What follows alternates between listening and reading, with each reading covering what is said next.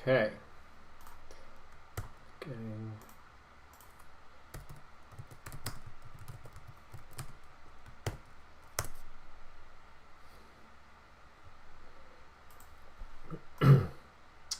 All right, I am in chat. I don't see anybody popping on yet, but that's okay.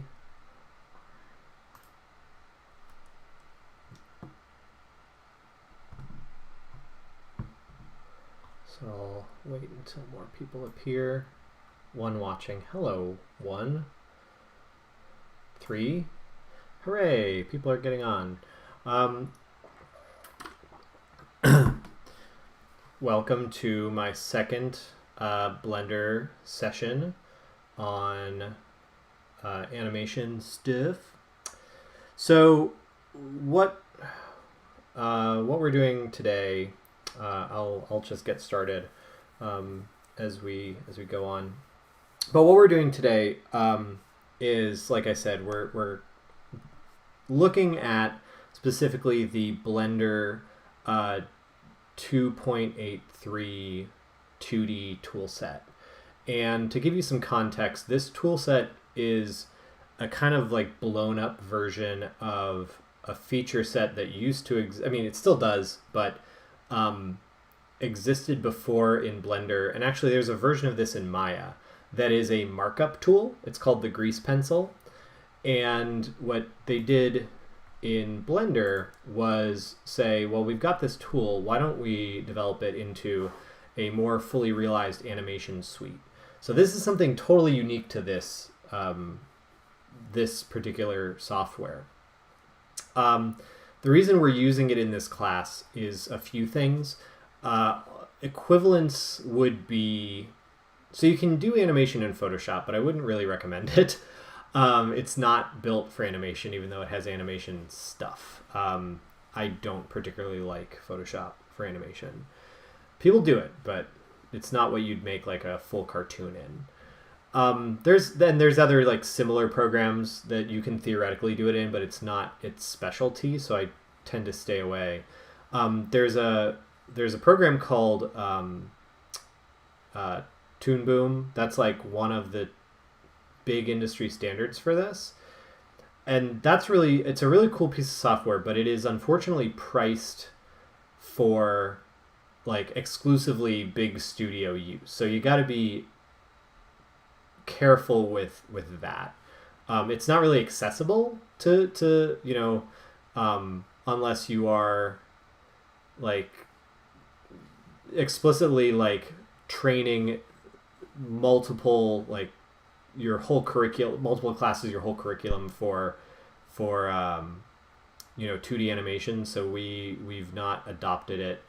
But the other thing that you could use is Adobe Animate, formerly called Flash. Now, the reason we don't do that is that Flash has a particular way of doing animation that, like, you could do traditional 2D animation in Flash, but Flash also has a particular way of doing animation that is like Flash animation. And if we're studying the traditional techniques of animation, we chose to use Blender because that mimics the drawing desk a little bit more. So I really, you know, we adopted this for this class. And, you know, I've been using Blender for 11 years, but I've been using Blender's 2D toolset since, you know, last year. And it's really cool. I really like it. It started very strong out of the gate. So that's why we're doing it here. So it gives you kind of the best of all worlds. It also is obviously integrated with a piece of 3D software.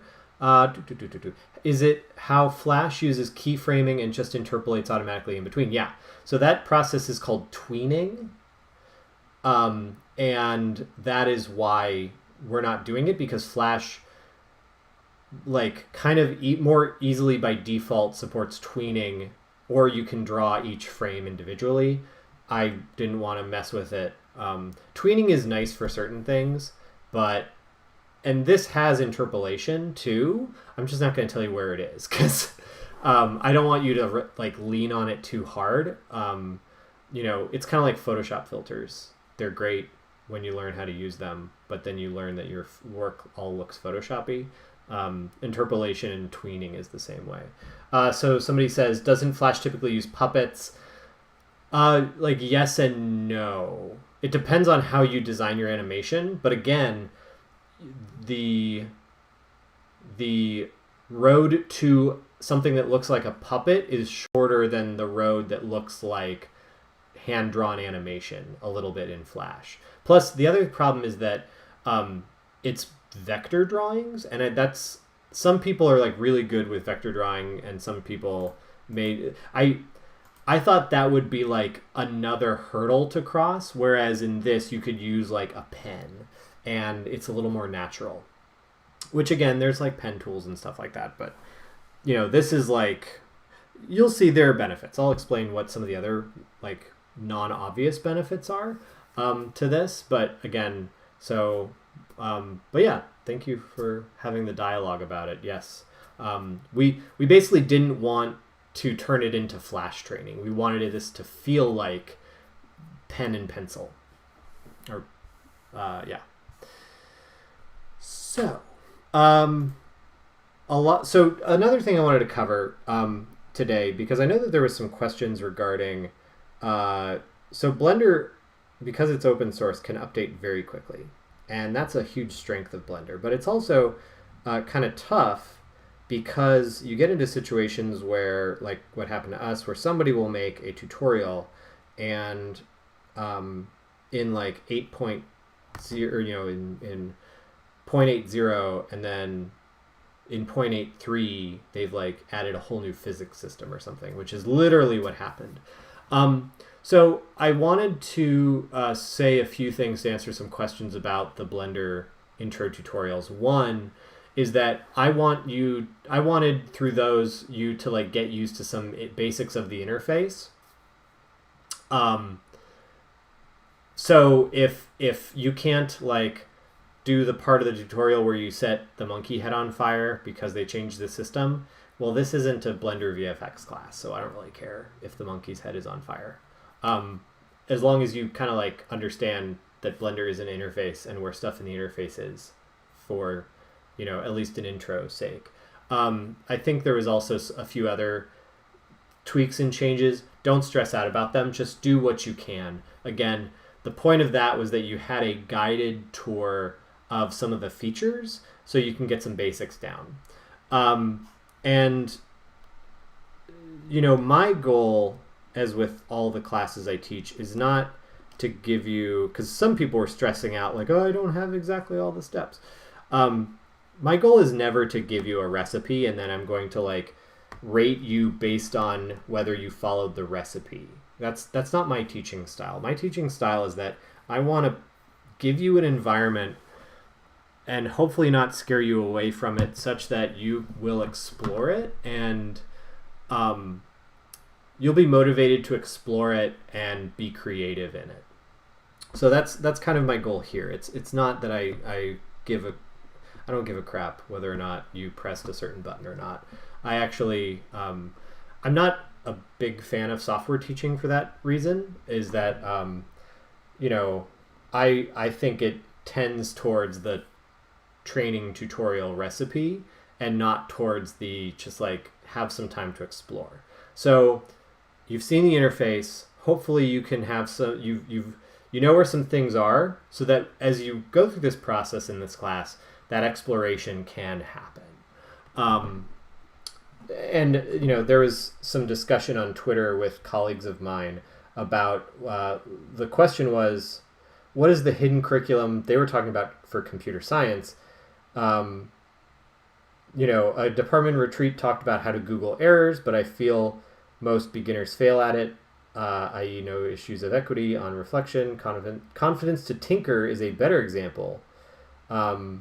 So somebody says, related to errors in tinkering, accepting. So part of what I want you to get is what my friend Travis says, accepting that errors are part of the process and learning how to interpret them. So many students shut down when they see an error rather than using it as a moment to have a conversation. It's hard to explicitly teach in a course. It is. I agree. And then another friend of ours, Mike Sellers, says, I spend a lot of time telling my students they're going to fail at what they're doing. If you're not failing, you're not doing it right. So experiment and fail. It's okay. That's what Control-Z's for. And again, I'd rather have you tinker and learn. The reason that your faculty and the other faculty and I don't get errors is because we've just, not because we somehow magically function this with no errors. It's because we've spent time beating our heads against the program, fighting with it until it gave us what we wanted out of it. So you've got to take that time and don't shut down. So just FYI, you're going to run into stuff. A few tips if you do run into things and you are doing a tutorial ever, and you get an error or something's not right. To be able to practice self-motivated reflection and problem solving. One, this is the one situation where you'd want to read the comments. So in some of the tutorials, I scrolled down and noticed, like, if there was something missing, somebody would ask about it, and either the author of the video or the somebody else would reply with, oh, here's the steps in the case of the monkey head on fire, like, they redid the physics system in 2.82, so here's how it would work in that. Here's how to get the same result in that. So look for those. And then again, the other thing is, like, if you, in this case, I'll keep using the fire monkey head as an example. I typed like quick smoke not working blender into Google, and I got a forum thread about it. And I was able to, through that, somebody says failure is the mother of invention. Exactly. And especially if any of you are in the gaming part of the major, you're going to run into this a lot. You're going to run into situations where, and we can go over this too with the differences in what the hotkeys are too, because some people were like, I want the hotkeys to be like Maya. Well, that's not going to happen. Well, you can set them actually, but get used to the idea that different software is different too. Because 5-10 years in, you'll just have encountered so many different things. But yeah, you're going to get used to the idea of Unreal's really powerful, but Unreal's not good at everything. I had students in another class try to make a 2D Atari game in Unreal, and they couldn't do it because it's great for 3D, but it's bad for 2D, and it's bad for trying to do retro. But then, if you tried to do a fully 3D game, like the Godot engine it can do it, but it's not the best for it. Some software is for what it's for, and some software is not for what it's for. So don't try to make it do that. But yes, then you learn to design around what are called affordances of the thing are. So, that's a very good way of putting it. Thank you. I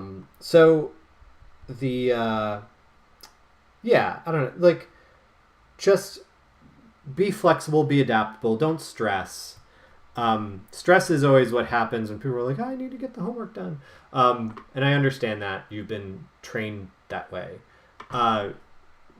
If you can kind of know where some of the stuff is and the donut is of reasonable quality, fine. That's what it's for. It's my way of being like, hey, go click some buttons and know where the buttons are. So that we don't have to do 3 of these and not one of them. Does that also make sense? Because then we can get to the juicy animation stuff and not the training part. Because the training part it's button clicking. We wanted to get to the stuff that happens in your brain, the creativity stuff. That's where it's really at. So, thank you for coming to my GDC talk. What I'm going to do here is I'm going to start with a few essentials in Blender, and then I'm going to get to the specific 2D stuff. So I've started a new Blender file. Somebody in the last session asked, do you have to follow along? I'm not going to do things in a follow-along tutorial fashion, merely for the fact that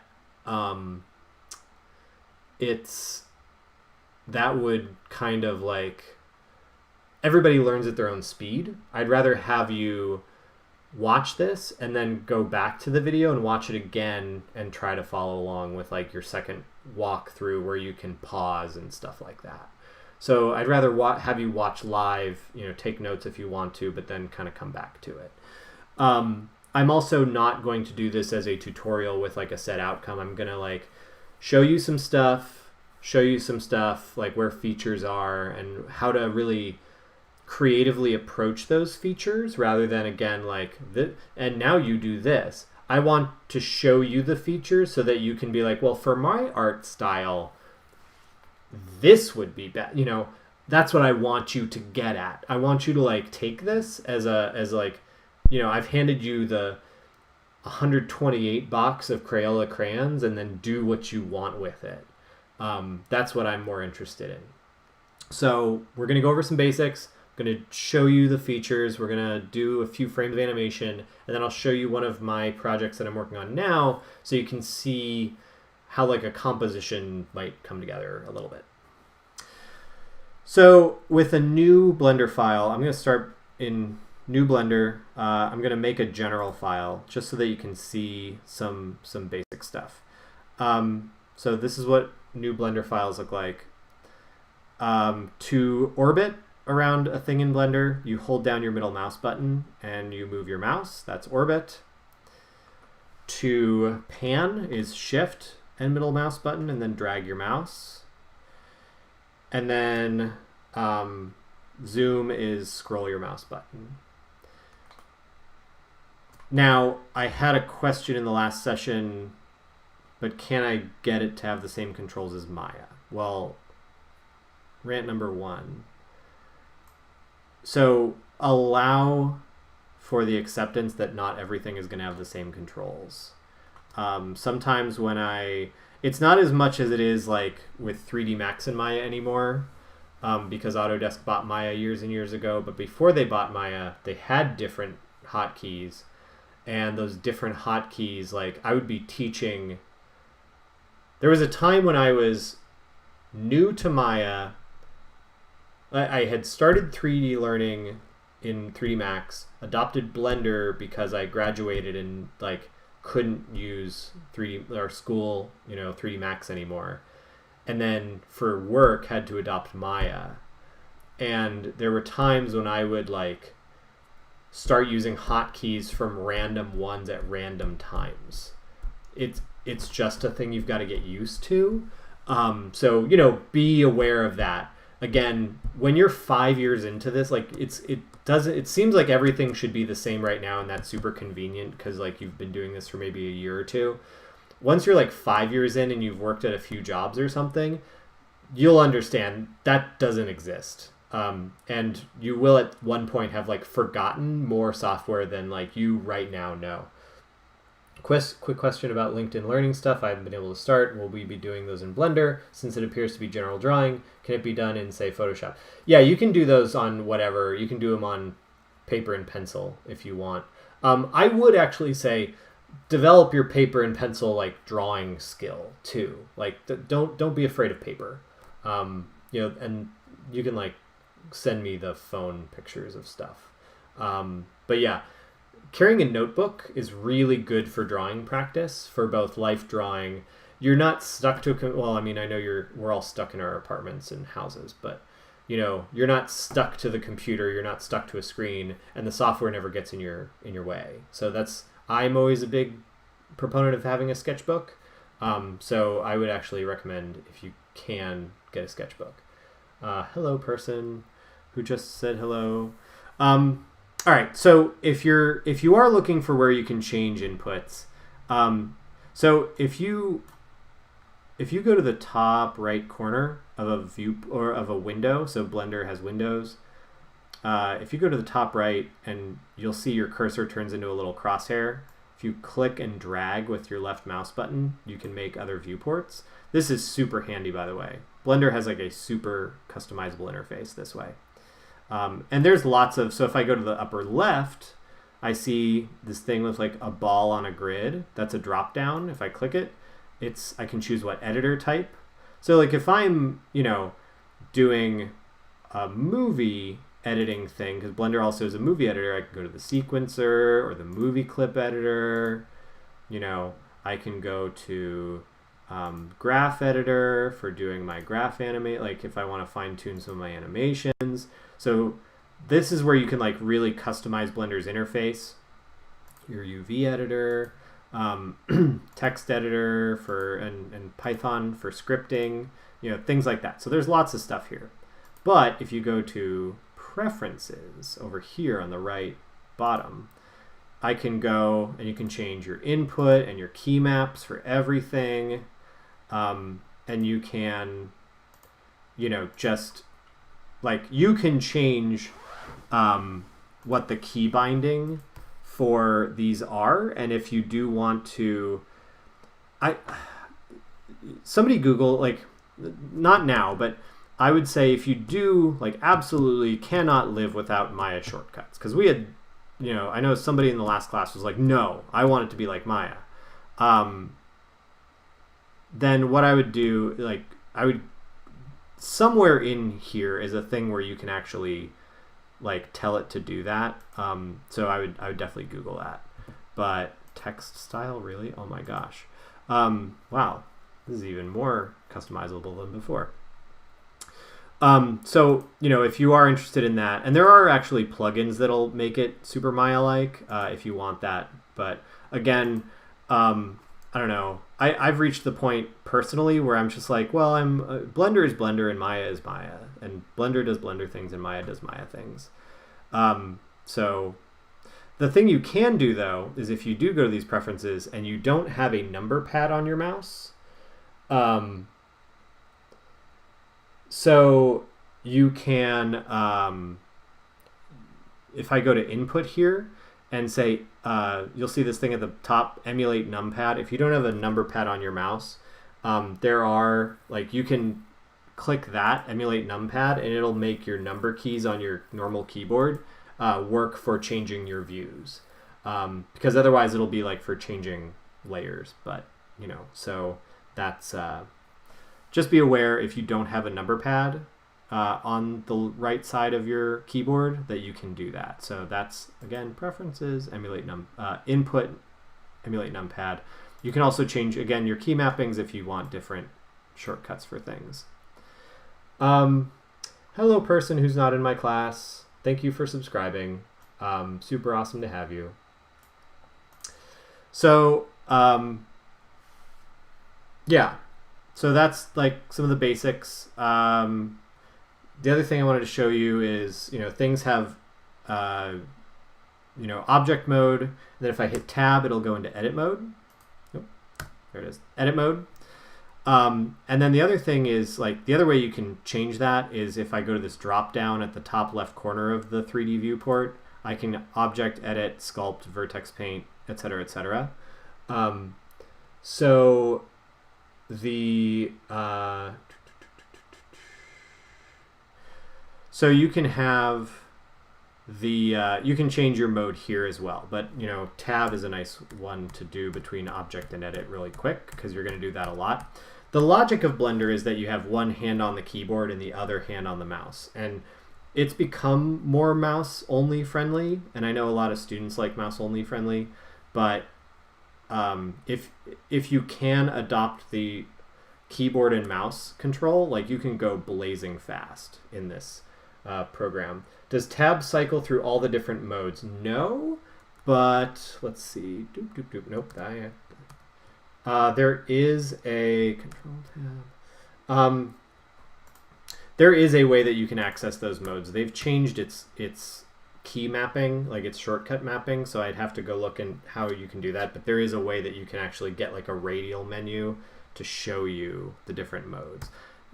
My Blender does have radial menus, so here's an example. Like if I hit Z, I can change, like, there's wireframe, solid, etc. So there is a radial menu for that. I just can't remember where it is under the new key mapping. So the other thing, so if you do go into edit, next to this little drop down, there is vertex, edge, and face. Oh, okay. So when you're in edit mode, if you hit Control and Tab, there you go. You get the radial menu for mode. And then Alt Tab? No, that didn't do it. Shift Tab? Nope. You used to be able to do radial for vertex, edge, face, but you can do it up here next to that drop down. And then again, you know, G for grab. I always remember it as grab. It probably means something else, but G for grab, that's your move tool. So I think of it as grab and move.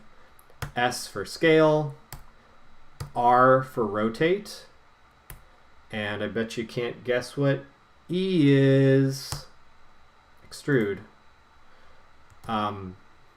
And again, there are all of those over here. Move, scale, rotate, move, rotate, scale. And then there are even some like shortcutty ones. So like inset faces, you can do that here as well. You grab that, it gives you a little gizmo and you can do it. Or you can do what I do and extrude and then scale. And that's the same as insetting. So, you know, that's some Blender basics. So let me know if there are any questions. And I'm going to keep moving along just because we've got a few things to do with the 2D. But if anybody has any questions, let me know. So I'm going to open a new Blender file. So if you open a new Blender file, like you just started Blender up, on the left-hand side of the startup screen, there's a list.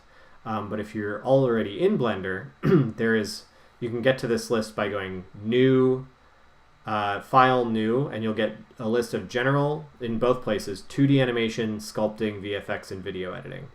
Again, Blender lets you freely turn the interface into any of these at any time you want. And in fact, if I'm in my thing here, and I see at the top there's all these tabs, layout, modeling, sculpting, see they change instantly.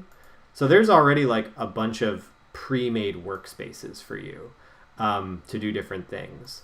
So, you know, that's pretty, they kind of know like generally how people construct Blender.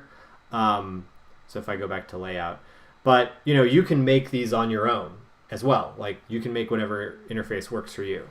And we'll do that a little bit because I like to do a very particular thing with my 2D animation interface. But I'm going to go to File, 2D Animation. And I'm not going to save this. But this is going to give me all the essentials for two-dimensional animation. And this will give me my drawing area. It'll give me a grease pencil object already started. So you see I'm starting in draw mode. And there's also object edit, sculpt, blah, blah, blah.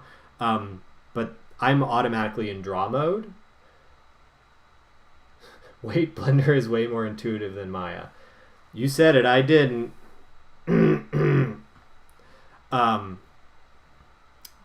Yeah. You don't even have to delete your history either. So, you know, I start in draw mode here. So that's kind of nice. So you're already in a grease pencil object. I will create a new object just to show you how that works in a sec, but let's just kind of roll with the drawing thing here. So in the left, I have, you know, my tools, my drawing tools. So remember that this is tools, because if I hit T, it hides, and if I hit T again, it comes back. So for drawing, I have a pen, I have fill, erase, tint, which if somebody wants to learn how to, I have no clue how tint works because my current project is not of an art style that I would use tint. But it basically what it does is it lets you do like paint, like lighting effects without actually changing any of the real colors of the thing. So that's like super powerful for certain types of art styles. Again, I haven't used it enough to be able to tell you what to do with it, but it's from the examples I've seen look amazing, and you should explore it, is what I'm trying to get at. There's a trim tool, like a cutter tool. I'll show you what that is. It's really cool. And then, of course, there's like if you ever need a perfectly straight line or a circle or a square, there's those. But then, so on the other side, similar to the tool menu, if I hit the N for Nancy, because there's no, I don't know why it's N for options, but I guess it's Noptions. So it brings up this thing that says transform, but there's also these tabs on the side where my mouse is, and it says tool. If I click tool, I get this thing where it shows me the brush I'm using. Well, that's kind of neat. But this is kind of redundant though, because it's all over here in what's called the properties editor, which is, your option, where you manipulate objects. Well, I like keeping everything in the Noptions, because what's great about having that there is that I can use this area for other stuff. So this is like the active tool and workspace tab, so like the screwdriver and the wrench. But what I like to do is, so before I made my own like new viewport by going into the upper right hand corner until it turns into a crosshair and clicking with my left mouse button, or with my pen tablet, because I'm on my tablet now and I'm using my pen now, and dragging down. And I have so I have two properties things here. Well, why do I want two properties? Well, if I hold my mouse above the left side of my properties window where all these icons are, and I scroll down, it'll scroll down the column of icons. If I get to this green squiggle, this gives me the options for the stroke object. Now, why do we care for this? N for not enough letters in English. I like that. That is true, because O is for what do they call it? It's for soft select. Like in Maya, it's called soft select. I think it's called like over something in Blender. That's why it's O. But yeah, O is for turning on and off soft select, basically. So if you go to the green squiggle, it brings up layers. Now, this is really cool because layers are where you can, so I'm going to go to in my Noptions, I'm going to click the pencil, and I'm going to work in ink, because I like working in ink. You can work in whatever you want of these. A cartoon would look really weird drawn in airbrush, but you know what? If you want to be experimental and do that, go for it. I'm going to open up just all of these, because that's just what I'm used to, having all this in front of me. Again, you can change your radius of your pen and everything. So I'm going to draw like a circle. Cool circle. And I'll explain what I'm doing with this in a second. So, okay, I have lines and I can have a fills area. All right, so there's my layers. I'll show you what you can do more with those later. But what about this bottom one? This still has my pen, right? If I scroll down this, actually I don't have to because of the way I have it set up, I can click this button that looks like a sphere with checkers on it. So that's your material tab. And this is where you can see your materials. So if I want to make a line with like a red pen, actually has a stroke style applied to it too. But you get what I'm getting at is, well, it has different like dot strokes and stuff. Or, solid fill. I can set my materials to different modes and do stuff. So like this big one, solid stroke, that's the one I made with pen. If I scroll down, see every material can have a stroke or a fill. If I turn on fill, then I can like make it purple or something. Have a purple inside and a black outside. So that's pretty cool. Why would you not make every character like this? It seems like to make sense to draw like, purpley purple man. Now, well, here's why. Because, see, my layering is all screwed up. Because now this, like, this stroke with the fill is, like, clashing over the lines of the other one. So sometimes, at least in my opinion, this is up to you, but it's easier, in my opinion, to have a layer for just strokes, and so you turn off, like, you keep strokes and fills separate, and that lets you, have your lines on top, be able to manipulate the lines in certain ways, and then have, fills on the bottom. It's up to you. You can choose to do that or not, but I'm letting you know those are options you have. So why lines? Or why layers? Why are layers cool? So besides being layers, which is automatically pretty cool and useful for artists, you're not putting everything in one place like with, real world art. So let's say I have like a smiley face, right? And we adopt a new art style where the outer lines have to be really thick. Well, oh no, I have to redraw that outer line. Or what I can do is I can do a few things. One, if I want to make a new layer, next to layers is a little button with a plus sign. I click it, a new layer appears. So maybe I call this outer lines.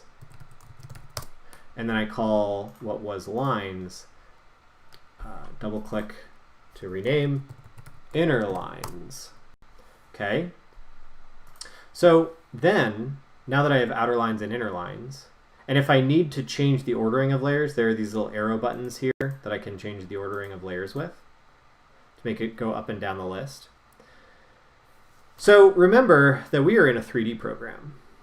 And what's cool about that is that I can go to object mode and rotate my whole object. I can go to edit mode and edit this as mesh, which includes I can like extrude this, but never do that. Never ever do that. That's bad. Don't do that. Hit Control-Z. But if so in edit mode, next to the little edit mode drop down, there is points and lines and kind of like a blended select mode. We'll hit that button later. But I can manipulate these. If I zoom in, see the stroke is actually a bunch of vertices. So like I can change the vertices. Now why is that useful? Well, so if I go back to my stroke selection, so that's like edge select, I can hit M, the M key, for move to layer, and then I can move that to the layer outer lines. I should mention that these layers here are the layers inside the draw object itself. They are not the document layers. Now, you may think that stinks, but think about if you had multiple characters and they were each their own object, which might be a nice way to like organize them. Each of those characters would have their own layers internally, and then you don't have like tons and tons and tons of layers for each character in one place. You can like nicely see, oh, I'm in whatever your character's name is,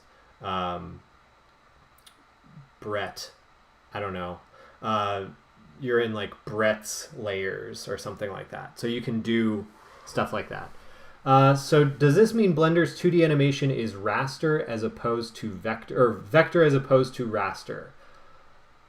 No, it's kind of in between. That's a really good question though.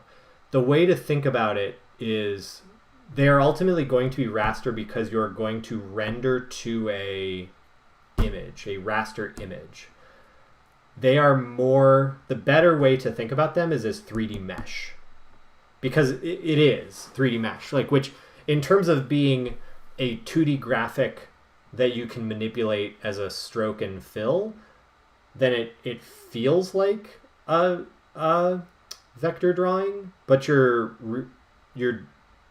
drawing them more like you draw raster graphics, but you actually can interact with them in different ways that are like 3D models, which is like super confusing, but you'll see what I mean in a second. So, okay, I put this on outer lines. Cool. So why does that matter? Well, because if I scroll down in my layers area, there's a thing called, there's a adjustments drop down, and I can do something like increase the stroke thickness of the wrong layer. Or I could do that there too, but I can increase stroke thickness of a layer and, you know, do different things with my art style. So that's why layers are really cool, is they give you different options, including onion skinning, which we'll see in a second. But the other thing you can do when you're in edit mode is if you have something if you have a stroke selected, and if I go from edit mode into sculpt mode. Now somebody said Blender has pretty cool sculpt mode. It's true, it does actually have a ZBrush-esque mode. That again is like, it's not totally like everything ZBrush can do, but it's pretty good. And you know, if you're strapped for cash, then you can use this. So that's pretty neat. But if you like screw up a stroke, you can go into sculpt mode and like kind of nudge your, this is where it's not like vector, it's like, you know, a 3D program, because I'm using sculpt to like change things. Tried that for a whole 8 frame. My favorite animation software is Photoshop. Yeah, so we were talking about Photoshop earlier. The downside of Photoshop is that because it's not specifically animation software, it doesn't have some of the like, you know, luxury items that like, or not even luxury, but items that make, that like an animator would necessarily need for what they're doing. It has more than it used to, but you know, when you're doing a full production, that's when you want to like maybe go into this, or like, you know, Adobe Animate or Toon Boom or something like that. So anyway, you can sculpt, which is really cool, because then you can like perfect your lines, or you know, not have to go back and retry if you do have like, if you're drawing, and then your computer hiccups, and then you get like a little jaggy in your line, you can fix it with sculpting. So that's kind of neat. The other thing you can do is, so if you see here as I'm sculpting, it sculpts the whole thing, and I don't always want that. So if I click that third button, the selection mask, so now see, it shows me the vertices. Now if I click the edges again, now it's only doing, ooh, look what I did. Now it's only doing the thing that I had selected in edit mode. I actually prefer working that like that. So remember, that's that third button, and then go back. Once you do that in a document, I don't really think it goes away, but I prefer working in this way. It gives you an extra step. Like, so if I wanted to manipulate this eye, I'd have to go into edit mode, select, and then go back to sculpt mode. But I like the ability to select, especially when you get into complex drawings. Uh-oh, chat disconnected. Oh no. Oh no, my streams. Let's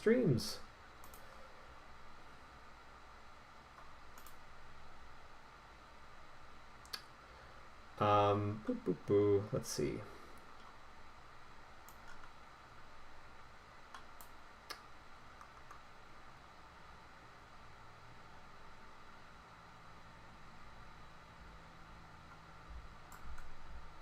Hello, hello. Hello, hello. Are we back yet?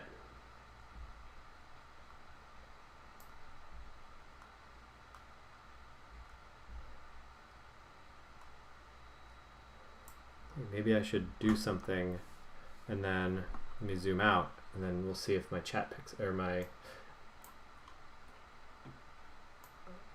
Okay, cool. So it looks like I'm back. People in chat, let me know if you can hear me. Okay, cool. It looks like we're okay. By every indicator but the chat.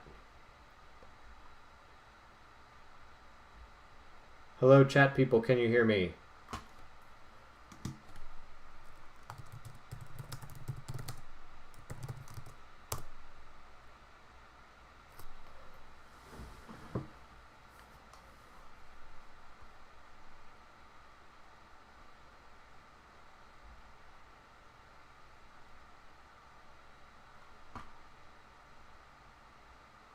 Okay, it says 7 are watching.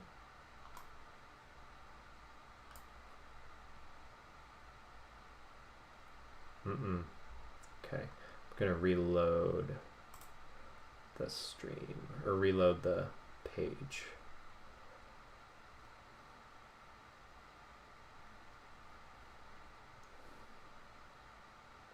I need to get the intermission music from Monty Python the Holy Grail for when this happens. Because as we've seen, this will probably just happen all the time. Okay, cool. 5 watching now. Oh no, we've lost people. Well, that's why it's a video that can be archived.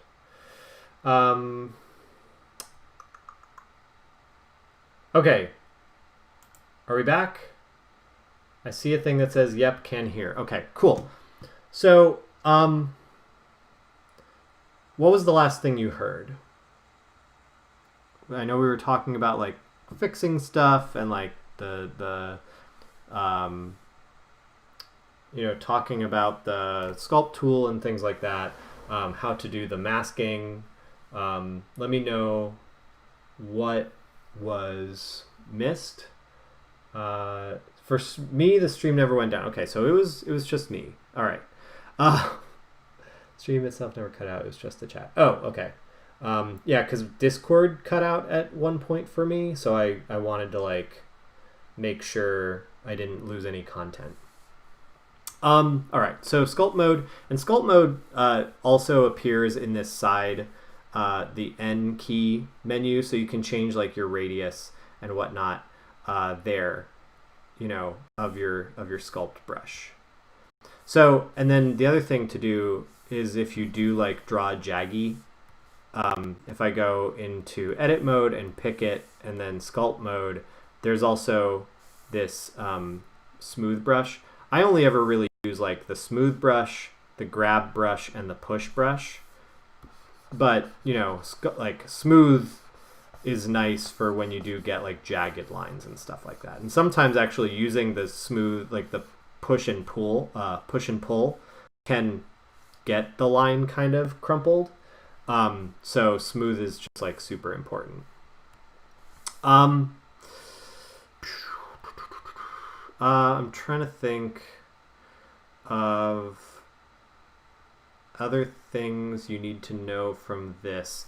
One thing I forgot to mention in the one class was like if you are animating and you want to add like squash and stretch or something like that, we'll go over what that is in a few weeks. But like remember too, you can, you know, scale stuff, you know, like move, rotate, scale here in edit mode. So you can, again, use that to your advantage to do different animation things. Like sometimes when I do what's called squash and stretch, I use the you know, scale along like, you know, the Z axis, which is up and down in Blender.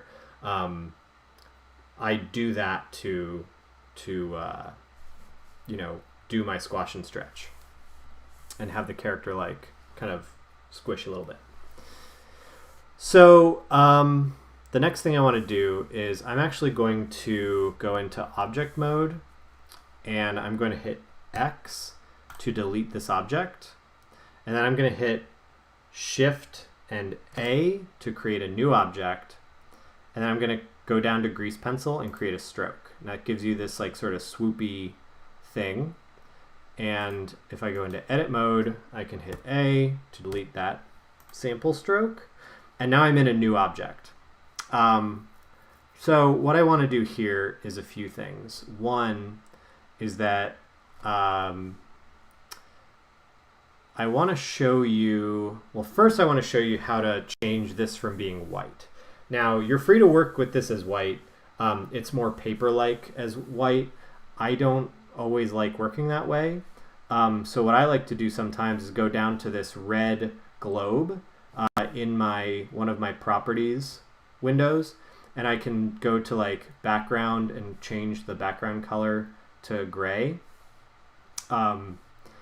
again, that's like a preference thing. That has nothing to do with like actually doing the work. One of the cool things about this being a 3D program, though, is that like I'm just looking into viewport space here. You can, like in terms of a background, because you are in a 3D program, you can use, you can do a background as a 3D model. And there's actually, I was trying to get, I'll have to put this in the Discord chat. There is a, or no, I think I did yesterday. There's a like recent animation I saw somebody post on Twitter of like a guy fishing. Well, the background and the boat that he's in are 3D. And then the guy is 2D in Blender with grease pencil. And so you can blend these things together and you know, use like the best of 2D and 3D together to layer it all. And you're making it all in one program, which is kind of nice. The other thing that you can do is, so you can 3D model a background, you can do a digital painting and then put that on a like plane as a texture, or you could like literally set it to be your viewport background in Blender. So that's an option for maybe, you know, doing a background, like if you're thinking of this as cell animation, the background layer, you can put it there. Or you can make your background in grease pencil, you know, and then do that as a background object and then have your characters on top. So there's lots of things you can do. You know, in terms of how do you compose a scene, again, think in terms of like you could have two characters and then bring one towards the camera. So like, let me show, you know, here's character 1, here's character 2,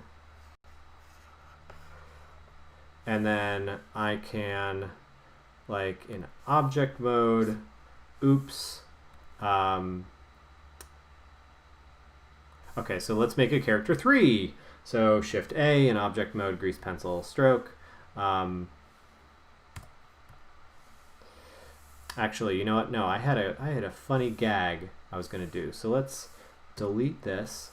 So in object mode, I'm going to Control A, stroke, and then I'm going to edit, delete the points. So like I can draw, you know, character 1.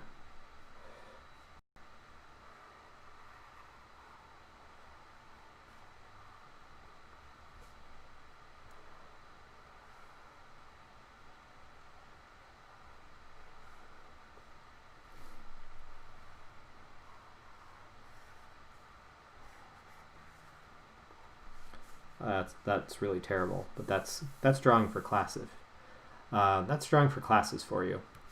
And then I can make like another one, grease pencil, stroke, edit, A, X for delete, and then draw, and then do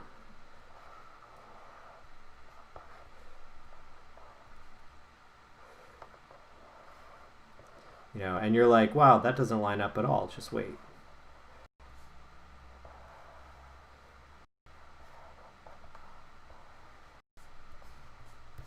So I can just have that, and then if I go to object mode, and then I can, you know, hit 1 to go to the front viewport view, and then I can even orbit around. Come on, orbit. There we go.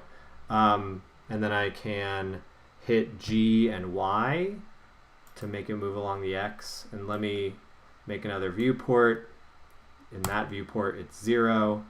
And then I can see, I can do like scene composition that way with different grease pencil.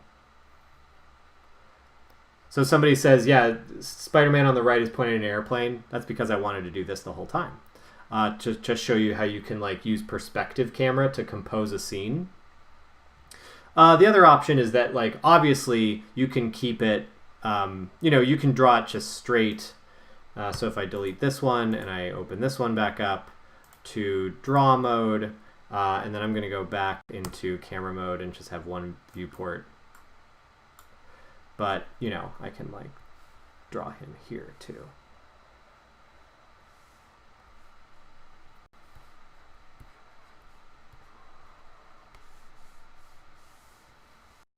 So, you can do lots of stuff. It doesn't have to be two objects. Like, you can kind of make it up the way, however you want. So, you can layer in different ways, which is kind of nice. But the other, so in terms of actually like drawing an animation, and I gotta do this fast. So in terms of drawing an animation, what I like to do sometimes is make a, so I'm going to make a roughs layer. So I make a new layer, I go to roughs, and then I move that down under everything. And what I'll usually do for that is if I go into my materials again, I can go to one of these and I'll make the stroke a little clear by lowering on its base color. You can go and lower its alpha, which is the A channel, and lower that. But then what I'll do is, and because I'm in a gray viewport, I'll make it a lighter blue. So if I go into draw mode, I can start like, here's a ground plane, and then I'm going to draw. So this is roughs, so I'm not necessarily going to be perfect. But, I can draw a hand, and then the little bean body, another hand, back leg, front leg, and then, oh, this is perfect. So sometimes you get a little error and something gets stuck there. You don't pick up your pencil quick enough. If I click this little icon that's like a pair of scissors, that's the cutter tool, and then I highlight that, I can snip that away. So that's really nice for cleaning up your drawings. So I'm going to zoom in on my timeline here. And this will let me see each individual frame. Because I'm going to animate this like really quick. So, and then if I go in my, this is actually the dope sheet editor at the bottom, but it's functionally a timeline. If I go down to here's the play buttons. If I go to all the way to the right, you see start and end. If I make my ending at like 8, then it'll only cycle through the 8 frames, which is nice. So if I go to frame 2, so I have a few options here. If I start drawing again, it'll erase everything. But if I go to edit mode and I hit A, select all the strokes, and I hit G, I'm not actually going to move them. I'm going to hit the escape key. But after I hit G, you'll notice it dropped keyframes because it's like auto-keyed, kind of like 3D Max is.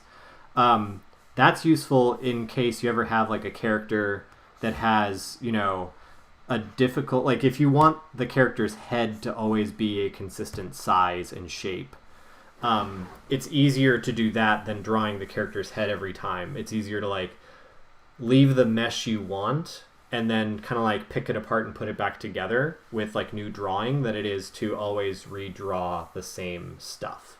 So I'll do that. What I can do then in my layers, so you're like, oh no, but where did my thing go? How do I know what to draw? And I think somebody I remember in there, like, what are the goals you have for the semester, said I want to get better at having proportion or volume or mass stay consistent between frames of animation. Well, the way you do that is with what's called onion skinning.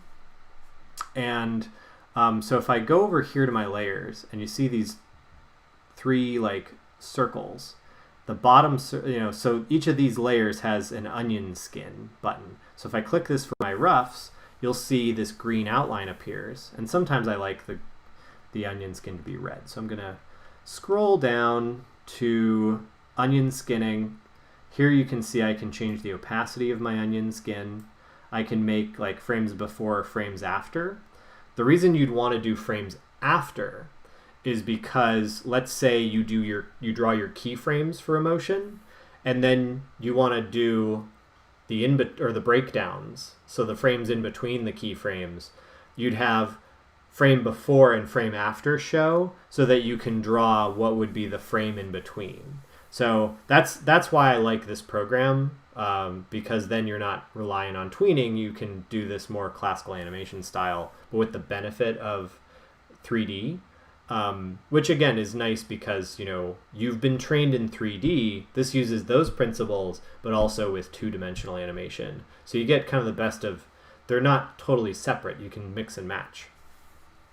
But I can change the colors of my onion skins as well to, this is up to you. You don't have to do any color like particular. I just like green, or I like red for past. I usually like blue for future, but I chose blue for my pen for the rough. So yeah, I have my onion skin, and now I can do my,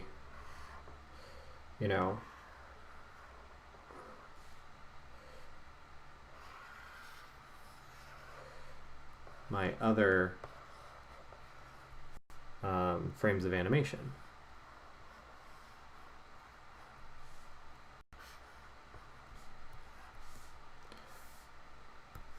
And then I get my third. Again, I want to keep my head, so I'm going to A, G, and then I'm going to drop the keyframes, and then I'm going to hit X, and then I'm going to see where I want the keyframe to be. So I can keep doing that. I can keep drawing like that. So now I'm going to do the thing they do in cooking shows. When I open my second oven and I pull out the fully baked pie, don't save, and I have this. So like, here's my demo from the last class. So you see I do a few frames and I get a motion. So this is called scrubbing the animation. This is like when you do flipping your pages, and I showed you how to like limit your thing so you can like have it run. That's not obviously the whole run, it's just what I had time to in the other class. But see, I can test my animation, and then I can even watch it in another thing. Now I screwed this up a little bit. Really what I should have done is draw this on twos, which means that I should have like every second frame was a frame of animation, but for right now it's fine. For the sake of demonstration, it's fine. We'll talk about timing later. But what I did in the other class was I showed you the process of ink and paint. So ink and paint is, so I have my rough layer. If I go to my layer 2 and I want to ink this, so usually what I do is I lock the rough layer using the little lock icon. And then I'll start with my ink. So I have a black ink layer. And this is just a stroke, by the way. Again, you can have stroke and fill on the same. I personally don't, but it's possible. Somebody says, could you move the keyframes to change it to twos? Actually, yes. This is a really cool feature. So let me unlock my roughs and then change my end to like 10. So the cool thing about Blender is that in this dope sheet, I can hold down. So the way the keyframes work, there's this one that says summary. This is the line, the row that says where there are keyframes, and then each layer in your stroke and on each object has specifically its own keyframes. But, I also locked my lines. So you can see by clicking the summary, it's like I get everything. I can do two things. One, if I click just like one individual keyframe, I can move that keyframe by hitting G and then moving, just like normal.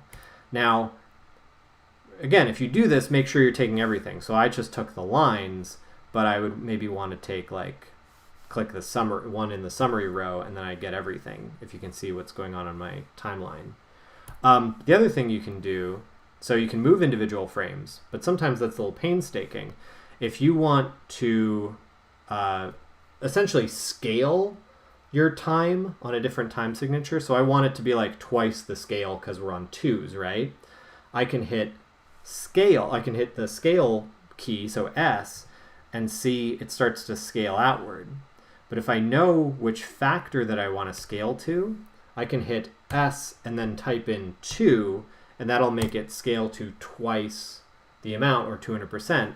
So so that is on 2s. So like and we'll go over this in the timing section, but on 2s mean that you have a frame every 2, you have a pose every 2 frames instead of every 1 frame. And there are reasons for that, because it's related to like how your eye picks up stuff. But see, you can see at 24 frames per second, this is way more readable. Thank you for asking that. That's actually, that's really good to have. So let me ink. So I'm going to lock roughs again, and then I'm going to draw black. Okay. So let's see. So again, if I'm going to keep, in the spirit of like staying consistent, if I keep this guy's head, I can, in this case, what I can do is pick them up with, or highlight them with in edit mode, and I can hit Control and C, and then I can go to the frame I want to be on and hit Control and V, and it'll like post your frames, or the mesh. Now the downside of this is that it put both of them on the lines layer. So what you'd want to do is you want to pick your fill. So here's my fill, and if I hit the M key for move to layer, I can tell it to go to the colors layer, and see it's on colors now. So if you do that, there might be times where you want to like move stuff to different layers. So that's how you do it. You pick the thing you want to move, and then you move it to that layer.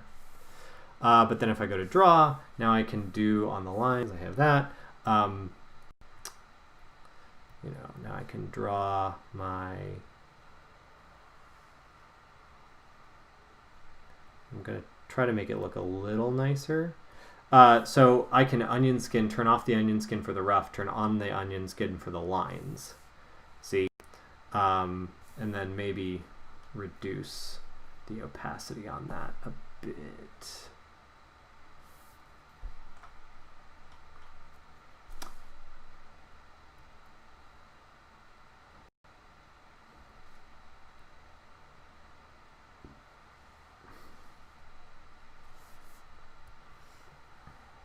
So that little thing that just popped up, I accidentally brushed the right click on my pen. You can, if you right click, you can change your radius right there, your radius and strength of your brush. So just FYI.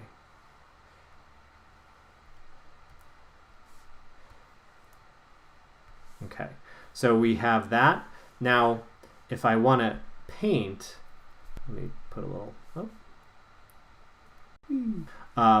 so if I want to paint, what I could do is go to my colors and then go to my white for the foreground color, and I can start painting right here. The downside is that you can't really, when you're behind a line on another layer, you can't really see what's going on. And the way you fix that is if I go over here to the right, at the top of my viewport, there's this menu with 2 little circles and a drop down. That's the overlays menu. And this is one of the places you can like select to turn your onion skin on and off. But what I want to do is turn on fade layers, and that lowers the opacity of any layer that you're not actively on. And that is nice for when you do want to paint and you're doing, you want to be as neat as possible. So I always do that when I start coloring stuff. Now, one thing you're going to notice with painting is that, when you're painting, if I make, so let me do a stroke on the material just for the sake of showing you something. So if I make like a word balloon, right? Actually, that was a much better word balloon than I made in the last class. You'll notice when I am drawing, see, the fill is always there, and it's going to look kind of clunky for a while, and that's because it's trying to calculate where the close of the stroke is and how the stroke should work. So, you know, it's going to look bad until you close it off, and then it'll look better, if that makes sense. So don't freak out as you're drawing, like, oh my God, it's broken. It's not broken. It's actually, that's just how it always looks. So don't, it's kind of like we said with errors. Don't let errors stop you. This isn't even an error. It just looks like an error. But I know, like, some people may, it's the kind of thing where, like, if you're not familiar with how this works, it'll be really jarring at first. The other thing you might notice is that I am not trying to do one stroke of a fill, like one go at a fill, the entire time. I'm trying to, like, I'm breaking it up. Do that based on what feels right to you. You know, if you think you can go and do it in one big, like, that's cool. I'm not going to stop you. I've done that certainly for lots of things. It makes it neater and easier to work with. But the downside is, you know, if you're going at this, you know, you're trying to do one giant fill and you're working on, like, maybe a small drawing tablet, you're going to get hand cramps really quickly. So just be aware that actually, you know, I set something up. Nope. That's not what I want. Okay. Let me delete this one and then fill in that part of the body and then do the arm on its own.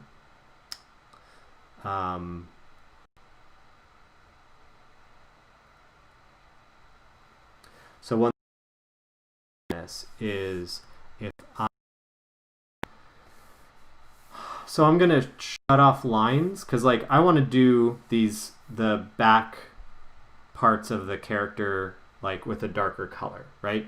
So I select that fill, so, like, there's the fill, and then if I want to change that to a darker color, what I can do is go down to my materials, and I can select a material in edit mode.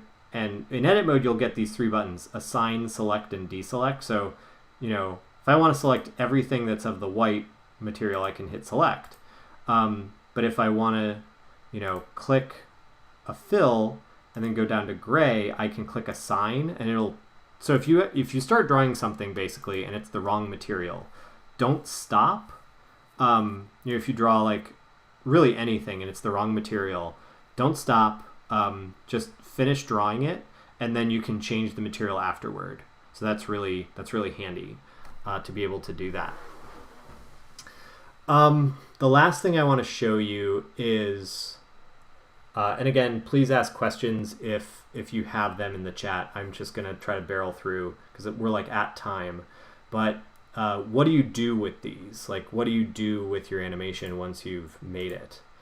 So a few things. One is the way you render out an animation is that this is a 3D program, so you have similar render options than you do. Let me turn off fade layers. You have similar render options that you do in, like, most everything you use. So in your properties editor, there are 5 white icons. The top one is that one with, like, the pen options. You don't need that one. The camera one that looks like the back of a digital camera is where you can set, this is more for 3D, but, you know, ambient occlusion, bloom, depth of field, kind of like 3D subsurface scattering, like 3D art friendly stuff. You're not necessarily going to use much of that here unless you're doing a blend of 2D and 3D.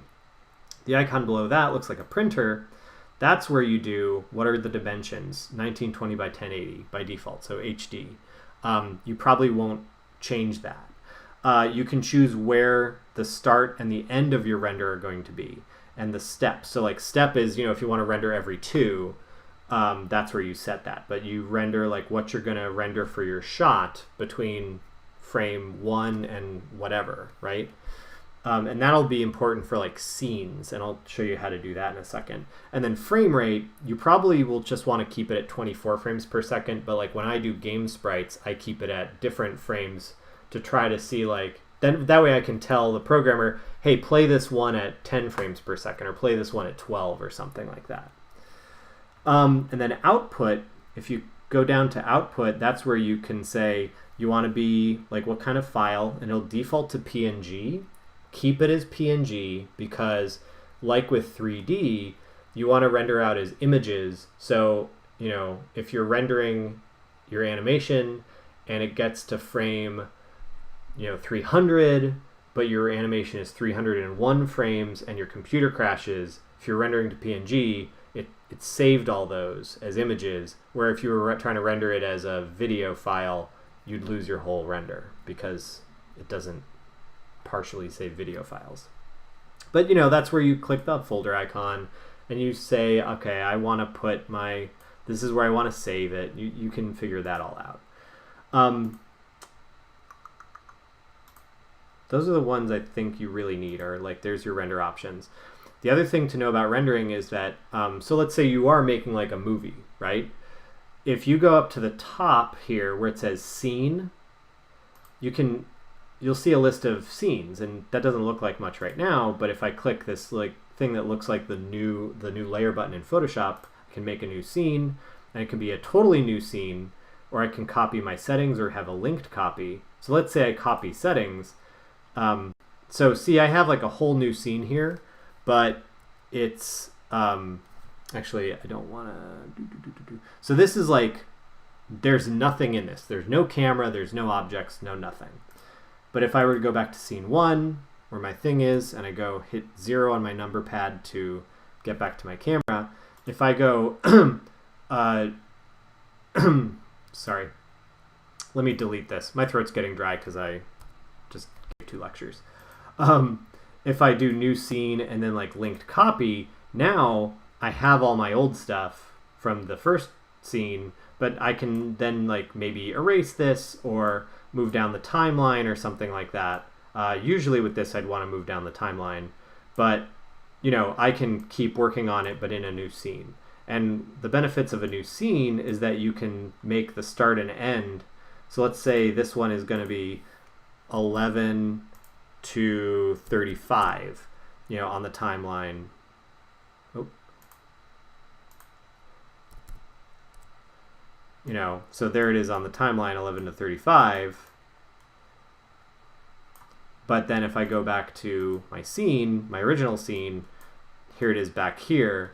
And then same thing, like if I'm in scene 2, I can tell it to output to a different file, or even at a different frame rate or a different resolution than scene 1. So having scenes is very good for like shot 1, establishing shot, girl walks into the store. Shot 2, girl walks through the snack aisle. You know, shot 3 goes to the drink case. You know, having those different shots in your different scenes, you know, that's what that's for. So that's how to compose a film. And then real quick, I want to show, thank you for staying the extra few minutes.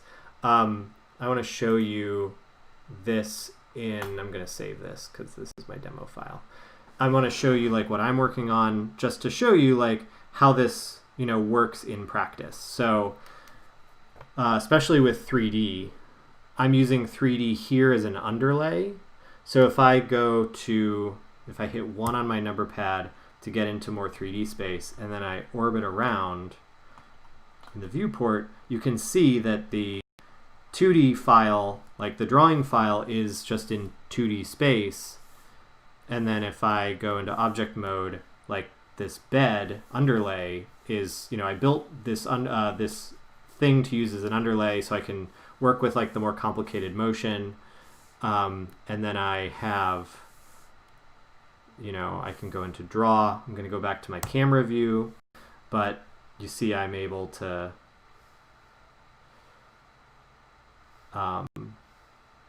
you know, I've got the 2D over the 3D.